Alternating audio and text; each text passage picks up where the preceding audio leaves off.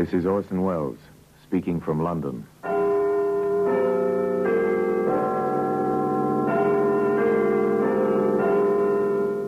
The Black Museum. Here in the grim stone structure on the Thames, which houses Scotland Yard, is a warehouse of homicide, where everyday objects, a flower pot, a coffee cup, a curtain rod, all are touched by murder.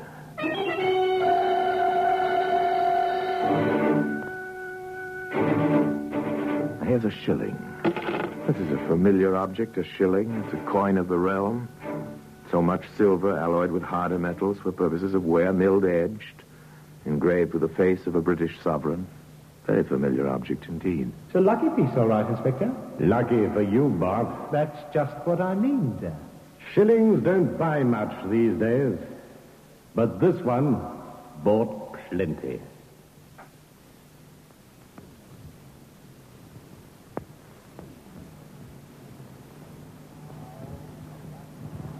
Now, The Black Museum, starring Orson Welles.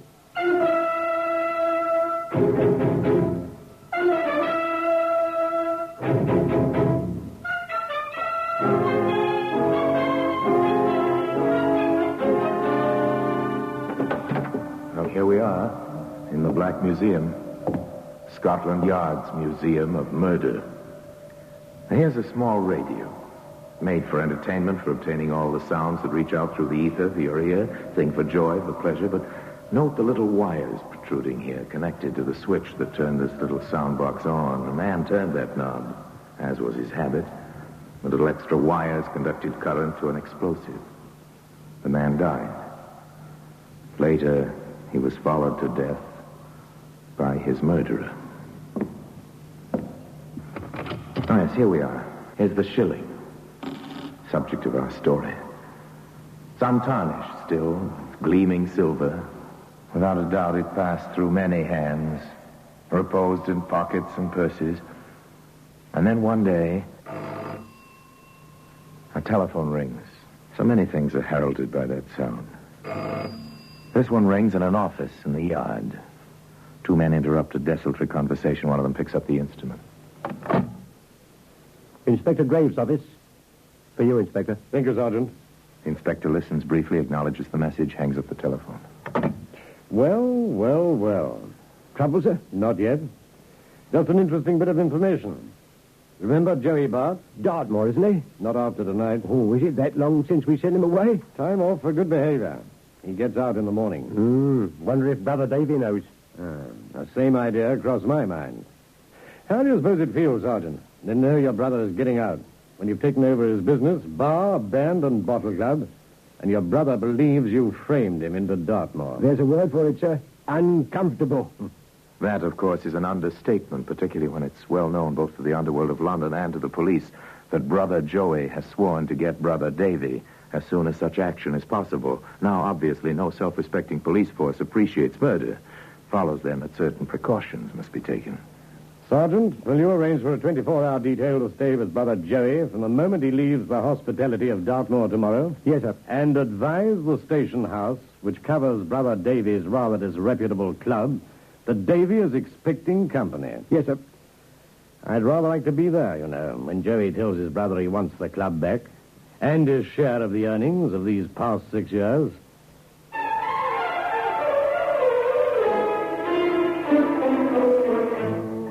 Yes, it must have been quite a meeting. Took place, of course. No question about that.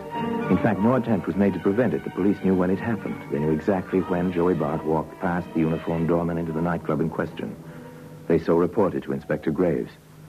It was some 45 minutes later that his telephone rang once more. Inspector Graves' office. Detective Smythe here. The inspector available? Just a moment. Smythe, Inspector. He's on the Bart matter. I'll take it. Yes, Smythe? I'm in Davy Bart's office at the club, Inspector. He's dead. Where's Joey? Gone, sir. We saw him go in. We didn't see him get out.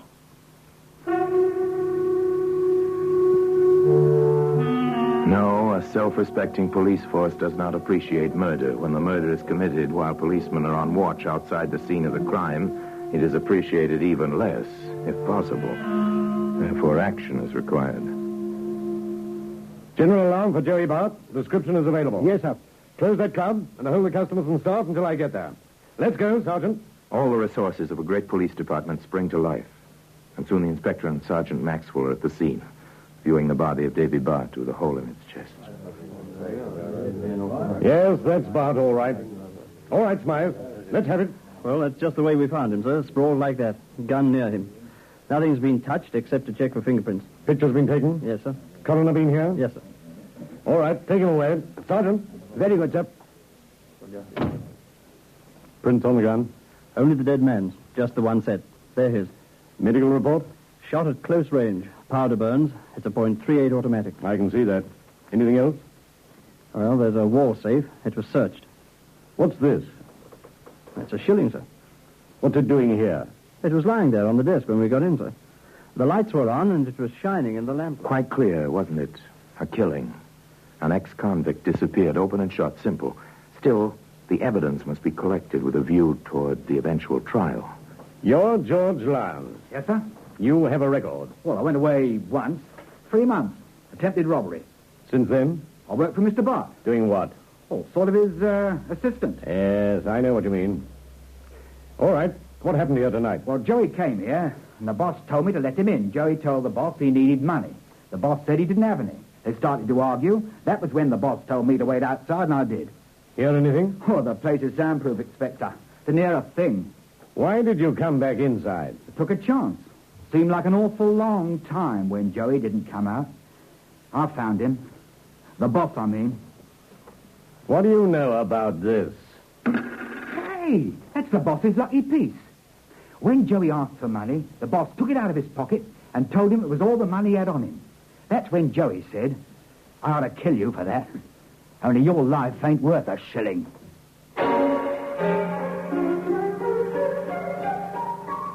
Build a case. Interview the employees. First the doorman. Well, I was kind of surprised, Inspector, but Mr. Bart said let Joey in the club when he showed up. Why? Well, everybody knows, sir. Joey thought Mr. Bart framed him to get the club away from him. So you let him in? So I lets him in.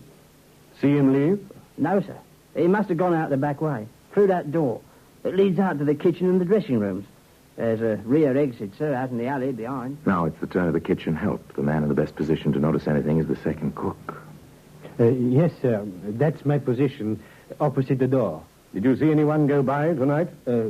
Only waiters, and the girl in the show. The girl in the show? Yes, she has a dressing room in the hall. She sings. Her name? Miss Fair. Mitzi Fair. Get the girl, Sergeant. Yes, sir. You at your station all evening? The chef, he called me over to taste his dressing. Only once. All the rest of the time, I... Yes, then you must have missed anyone who went through the hall during that time. Well, it was only a minute or two. That would be enough. All right, leave a name and address for the constable on duty. The henchman, Lyons, saw and heard nothing. The doorman was too far away. The kitchen help were too busy. Still, everyone seemed to have known that Joey Bart was there that night. Everyone, including the girl in the show. You sing in the floor show, Miss Fair, is that it? Well, I am the show, you might say. Or was. Yes, was. The club is closed. You'll need another job. Thanks for the 2 weeks' notice. We can do without that. What do you mean, I am the show? Well, I sing with the piano. When the band rests. There's no line, no comics. This place is too small. I see. What's your background, Miss Fair? It was the usual shabby story, the early ambitions, the voice that failed to make the big time, the small jobs to make a living, and the eternal hope for the break. Then the steady work in the club. Any particular reason why Dave Bart kept you here so long? If you mean what I think you mean, there was nothing like that. Did you know his brother? Well, only to hear Davy talk about him. I came here after Davy took over. Your dressing room is out there, off the hall. If you can call a 6x8 rat trap a dressing room, yes. See any stranger tonight? Not tonight. Other nights? Maybe. Maybe not. And if I had, I'd know better than to talk, Inspector. Davy operated within the law, as far as I know. But I've been around, Inspector. And if I knew anything, chances are my life wouldn't be worth that shilling. You ever see it before? Looks like any other to me. I'm told it was Davy Bart's lucky piece. Was it? Well, I wouldn't know. With me, a shilling's a shilling, and they don't come my way easy. A But today, the shilling can be found in the Black Museum. In just a moment, we will continue with The Black Museum, starring Orson Welles.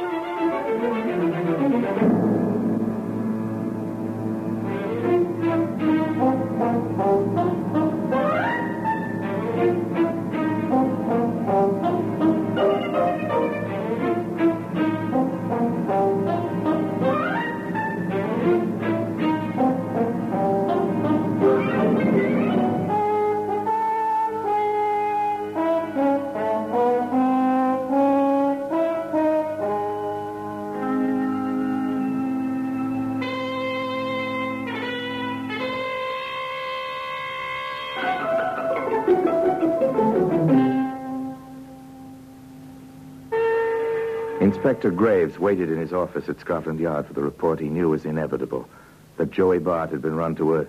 This was routine. Meanwhile, he sifted facts with Sergeant Maxwell. Nothing to it, Inspector. It's Joey. It couldn't be anyone else. Say that in court, and a smart lawyer will prove it could have been any one of a dozen people. Reasonable doubt, that's all. But Joey said he'd get his brother once he got out. That's not evidence, and you know it, Sergeant. There's plenty of evidence of the gun, for instance. Davy's gun, registered with only Davy's prints on it. The doorman saw him go in. Lyons was there at the beginning of the fight. The open safe. With nothing stolen. At least plenty of money in it, and Joey came for money. He left by the back way. Well, no one saw him. If no one saw him go out, they could have missed someone else coming in. Our case is full of holes, Sergeant. It's not the kind I want to go into.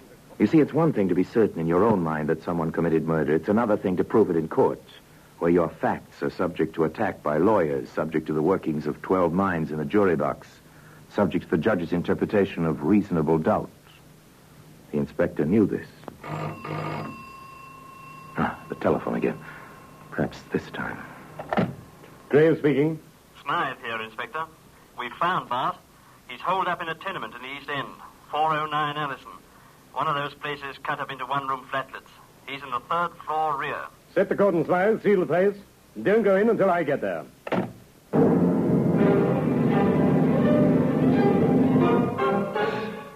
The quarry run to earth, his hole sealed, front and rear, by the cordon of police. The inspector arrives. All under control, Smythe? Yes, sir. He won't get out the back way this time. Good enough. Let's go in. A small, tight group gathers around the inspector. Smith, Maxwell, several uniformed constables, all are armed. They enter the ramshackle building, start up the rickety stairway. Somehow this place escaped the Holocaust of Hitler's bomb. It's old, dirty, dangerous. The landings are illuminated by fitful light from flickering yellow electric bulbs in fixtures that once held gas burners. At the third landing, the group stops. Splits up. Each man takes his station, one to each side of the doorway. The officer with a gun in position to shoot off the lock on the scaly door. The inspector with Sergeant Maxwell and Detective Smith facing the doorway. Here it goes.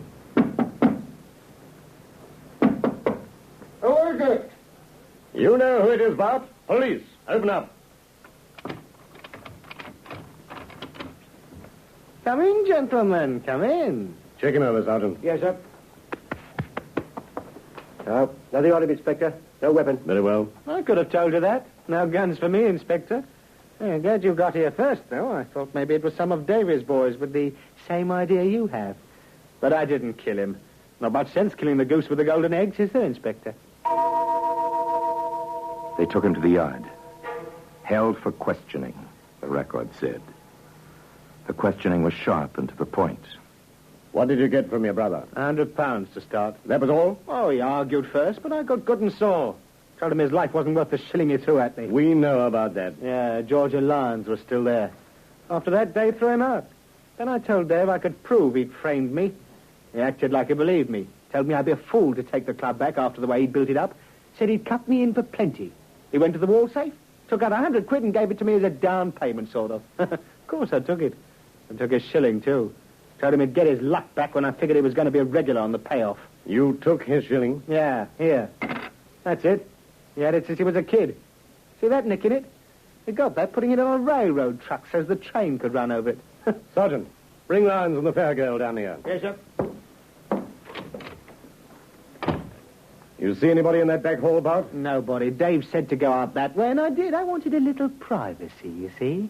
Your boys were with me all the way to the club from Dartmoor. You hear anything in that hall? Only the pans in the kitchen. Now, look, Inspector, I didn't kill him. Why should I?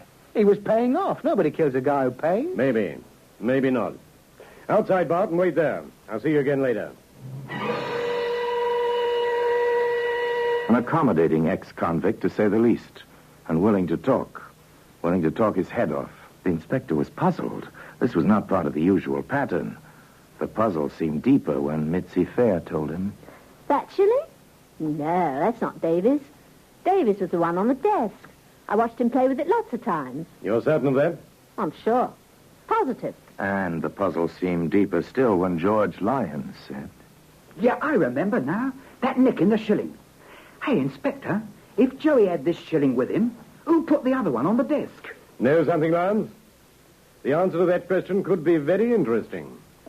Very interesting indeed.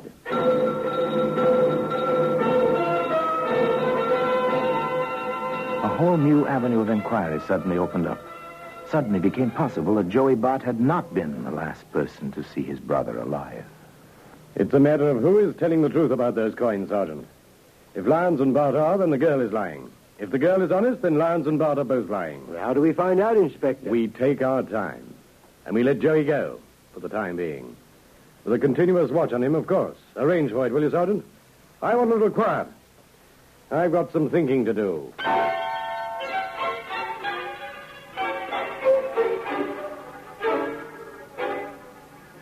The inspector had his peace and quiet briefly. Shortly thereafter, he adjourned to the Padlock nightclub with Sergeant Maxwell and Detective Smith.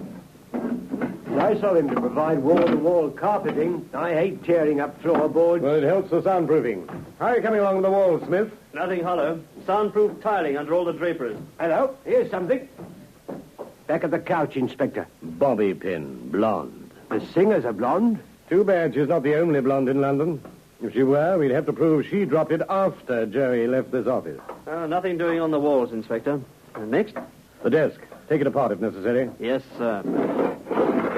Dave Bart looked too honest, Sergeant. There's a reason for soundproof offices.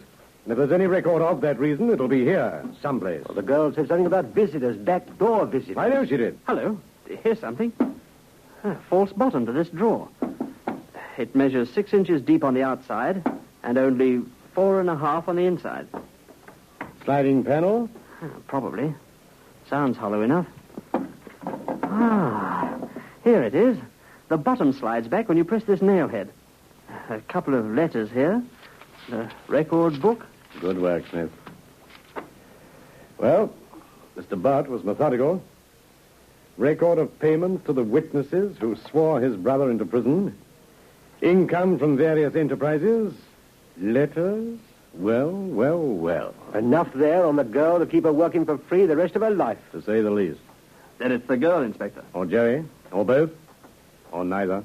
Lyons? There's a great deal on him, too. His 90-day sentence seems to have covered up a small item which could have meant 10 years. Apparently, several people were interested in the sudden death of Mr. Dave Bart. Shut the drawer, Smith. Leave everything as it was, except for the papers. We'll take those. And as we leave, Sergeant, suppose you forget to snap the lock on the front door. Understand, Sergeant? Yes, sir. It was neat and simple. The bait, of course, was the contents of the drawer. 3 people were interested in what it contained.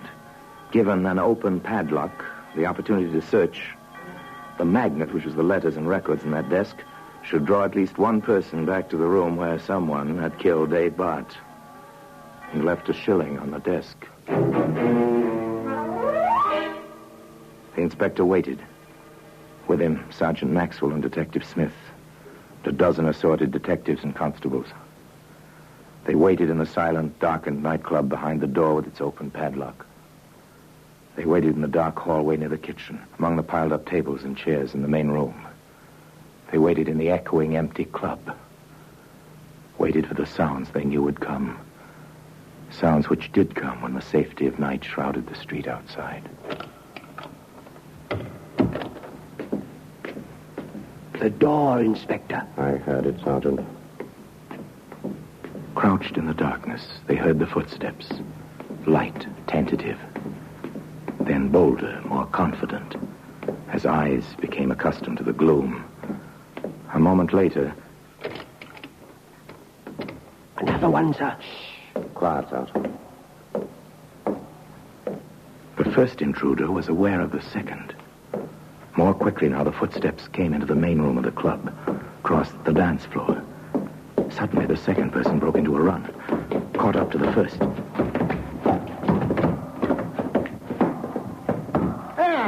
Thought you'd come back, eh? Tried to pin it on me, did you, with a second shilling? You listened outside the door, didn't you? Back when I came through. All right, Smith, the light. What's all this? All right, Bud. Miss Fair, we'll take over now. Smart coppers, eh? Sitting in the dark, waiting, eh? Take him over, Sergeant, take him over. I told you once, Inspector, no guns for me. She's got one, though, in her bag. Tried to sock me with it. Well, Miss Fair, why did you plant that second shilling? I knew George was in there. When Joe made this crack about the shilling. I went in after Joe had left. I wanted my letters. David made me miserable enough with them, and we argued. And he tried to threaten me with his gun. I grabbed for it, and it went off. I thought if there was a shilling, you'd think it was Joey. Yeah, a woman. Every time it's a woman. Never mind, Bart. You can tell that to your friend. Miss Fair, you're taken in charge. And the charge is murder. And today, the shilling, which was the main clue in this case, can be seen in an honored position in the Black Museum. Orson Welles will be back with you in just a moment.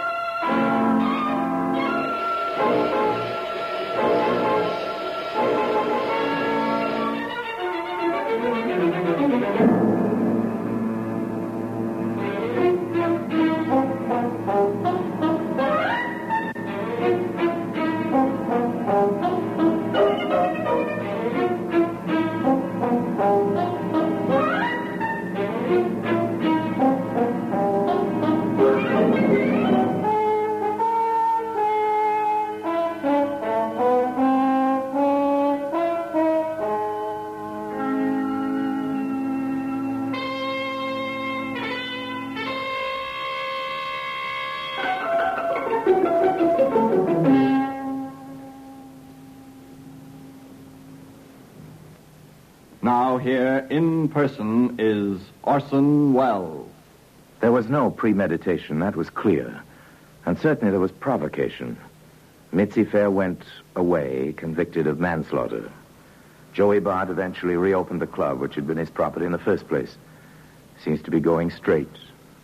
Only time, and the careful eye of the Metropolitan Police, will know about that. Meanwhile, the shilling, contributed by Joey Bart, remains in its customary place in Scotland Yard, in the Black Museum. And until next time, we meet in the same place for another story about the Black Museum. I remain, as always, obediently yours.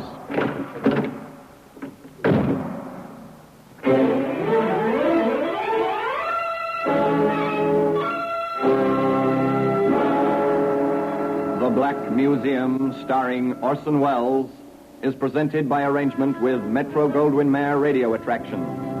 The program is written by Ara Marion, with original music composed and conducted by Sidney Torch. Produced by Harry Allen Towers.